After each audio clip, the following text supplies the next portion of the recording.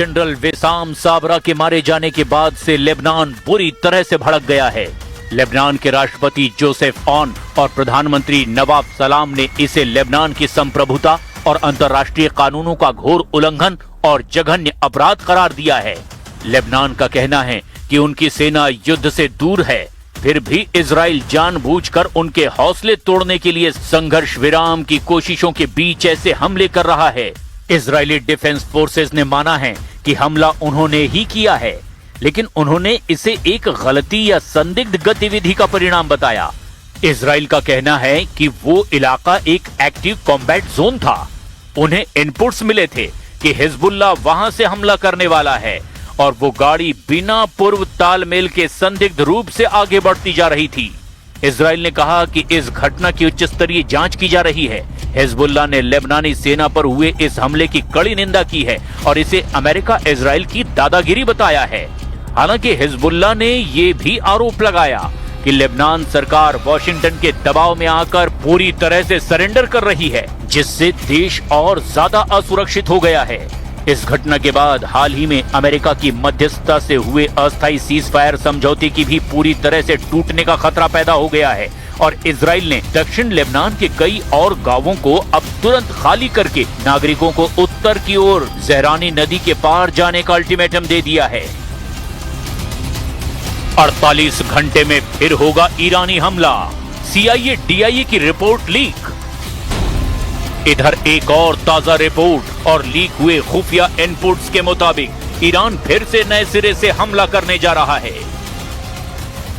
Institute for the study of war यानी कि ISW की ताजा रिपोर्ट के मुताबिक ईरान इस बार सीधे इजराइल पर मिसाइल दागने की बजाय हॉर्मुज को अपनी रक्षा और आक्रामक रणनीति का मुख्य केंद्र बना रहा है।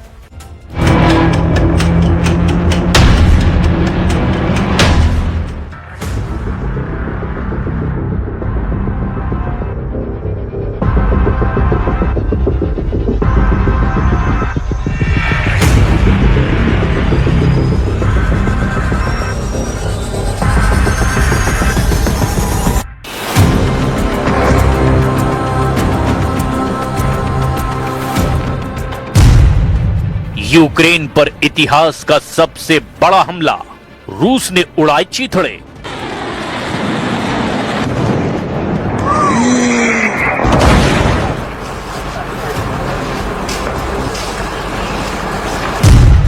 रूस यूक्रेन जंग को 1565 दिन या यूं कहें कि 4 साल 3 महीने और 14 दिन से ज्यादा वक्त हो चुका है। रूस भले ही यूक्रेन के 20% जमीन पर कब्जा कर चुका हो, लेकिन अभी भी यूक्रेन अमेरिका और नेटो की सीधी और खुफिया मदद के जरिए रूस पर बेहद भीषण हमला कर रहा है।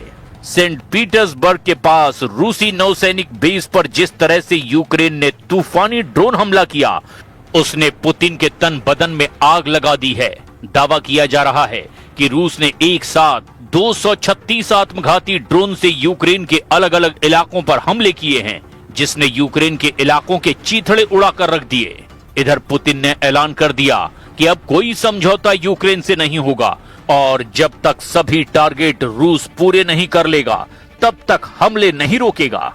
इधर ब्रिटेन के PM कीर स्टारमर ने बयान दिया कि रूस यूक्रेन के साथ साथ नेटो देशों पर सीधे हमला करने की बहुत बड़ी तैयारी कर रहा है। लेकिन हम शुरुआत करते हैं यूक्रेन पर अब तक के युद्ध के सबसे बड़े सीरियल ड्रोन हमले की खबर से, जिसने यूक्रेन को भारी नुकसान पहुंचाया है। चीख पड़े ज़ेलेंस्की, नहीं रुकेंगे पुतिन।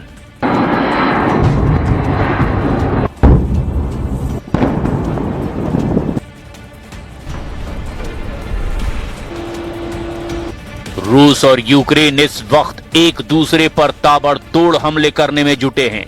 दावा किया जा रहा है कि यूक्रेन को नेटो देश फ्रांस, ब्रिटेन और पोलैंड से सबसे ज्यादा मदद मिल रही है, जिसकी वजह से रूस में बेहद अंदर घुसकर यूक्रेनी सेना हमले कर पा रही है।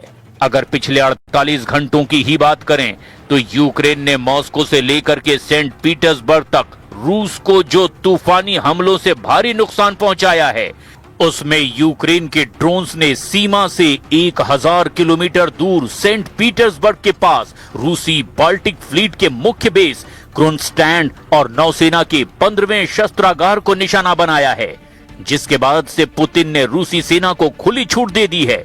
पिछले 18 घंटे में रूसी सेना के हमले से यूक्रेन में भारी तबाही मचने की खबर है। रूस ने यूक्रेन पर इतिहास का सबसे बड़ा ड्रोन हमला कर दिया है। 6 और 7 जून की दरमियानी रात रूस ने यूक्रेन पर एक साथ 236 ड्रोन से हमला किया है। रूस ने इन ड्रोन्स को यूक्रेन पर 7 अलग अलग दिशाओं से दागा है, जैसे ब्रांस्क, कुर्स्क, ओरेल, मिलरोवो, प्रिमोर्स्को, अक्सक और कब्जे वाले क्रीमिया के चौड़ा से लॉन्च किया था, ताकि यूक्रेनी सुरक्षा घेरे को भ्रमित किया जा सके। सबसे ज्यादा तबाही इन इलाकों में दर्ज की गई है। अब आप ये भी जान लीजिए कि यूक्रेन पर कहां-कहां हमले हुए। ज़ापोरिज़िया। यूक्रेन का ज़ापोरिज़िया रूसी ड्रोन हमलों से सबसे ज्यादा प्रभावित हुआ है। यहां रूस ने ऊर्जा के बुनियादी ढांचे पर सीधा प्रहार किया, जिससे पूरे शहर में आंशिक ब्लैकआउट हो गया। यहां मलबे की चपेट में आने से एफपीवी ड्रोन से की गई हंटिंग स्ट्राइक में एक स्थानीय टैक्सी ड्राइवर सहित कई यूक्रेनी नागरिकों की जान गई और 25 लोग इसमें घायल हो गए। चेरनोबिल।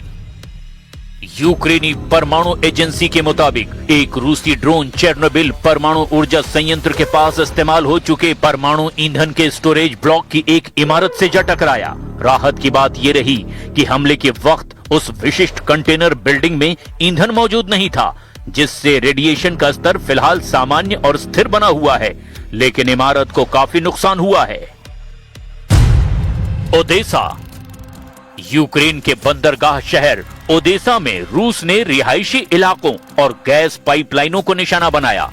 हमले में एक चर्च की जमीन पर बनी इमारत और कई नागरिकों के घर तबाह हो गए, जिसमें कई लोग घायल हो गए हैं। द्निप्रोपेट्रोव्स्क, खार्किव। इन दोनों मोर्चों पर ड्रोन के साथ साथ रूसी लड़ाकू विमानों ने गाइडेड एरियल बमों से हमला किया, जिसमें नागरिक बुनियादी ढांचे